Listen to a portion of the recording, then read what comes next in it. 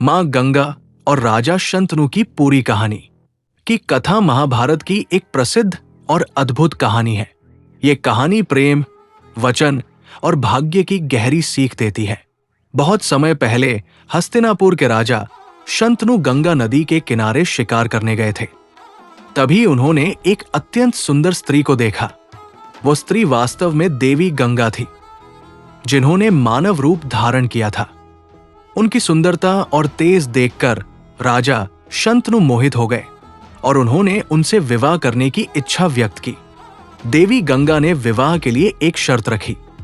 उन्होंने कहा कि वे राजा से विवाह कर लेंगी, लेकिन राजा को यह वचन देना होगा कि वे कभी भी उनके किसी काम के बारे में प्रश्न नहीं करेंगे और न ही उन्हें रोकेंगे।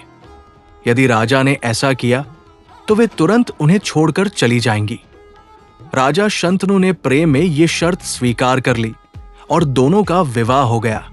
कुछ दिन बाद गंगा और शंतनु के घर पहला पुत्र पैदा हुआ। लेकिन आश्चर्य की बात यह थी कि जैसे ही बच्चा पैदा हुआ, देवी गंगा उसे लेकर नदी के पास गई और उसे गंगा नदी में बहा दिया। राजा शंतनु ये देखकर बहुत दुखी हुए, लेकिन उन्होंने अपनी प्रतिज्ञा के कारण कुछ नहीं कहा।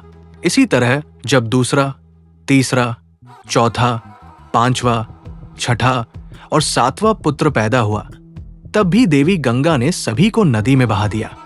राजा शंतनु अंदर से बहुत पीड़ा महसूस करते थे, लेकिन अपने वचन के कारण वे चुप रहे।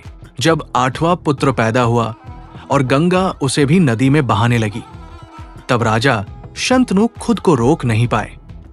उन्होंने गंगा से पूछा कि वो अपने ही बच्चों के साथ ऐसा क्रूर व्यवहार क्यों कर रही है।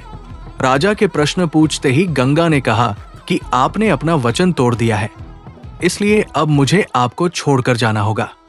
तब देवी गंगा ने पूरी सच्चाई बताई। उन्होंने बताया कि ये आठों बच्चे वास्तव में 8 वसु देवता थे, जिन्हें एक ऋषि के श्राप के कारण पृथ्वी पर जन्म लेना पड़ा था।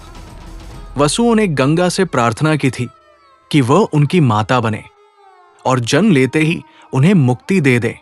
इसलिए गंगा ने 7 बच्चों को नदी में बहाकर उन्हें श्राप से मुक्त कर दिया। लेकिन 8वें वसु को लंबा जीवन जीने का श्राप मिला था, इसलिए गंगा उसे अपने साथ ले गई और उसका पालन पोषण किया। वही बालक आगे चलकर भीष्म के नाम से प्रसिद्ध हुआ।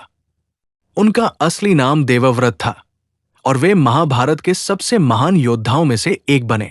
कुछ वर्षों बाद गंगा ने देवव्रत को उनके पिता राजा शंतनु को सौंप दिया। देवव्रत ने आगे चलकर अपने पिता के लिए आजीवन ब्रह्मचर्य का व्रत लिया और तभी से वे भीष्म पितामह के नाम से प्रसिद्ध हो गए। इस प्रकार मां गंगा और राजा शंतनु की ये कथा हमें ये सिखाती है कि वचन, त्याग और धर्म का पालन जीवन में कितना महत्वपूर्ण होता है। वीडियो अच्छा लगे तो लाइक, शेयर और चैनल को सब्सक्राइब जरूर करें। ऐसी ही भक्ति और धार्मिक कहानियों के लिए हमारे साथ जुड़े रहें। जय मां गंगा।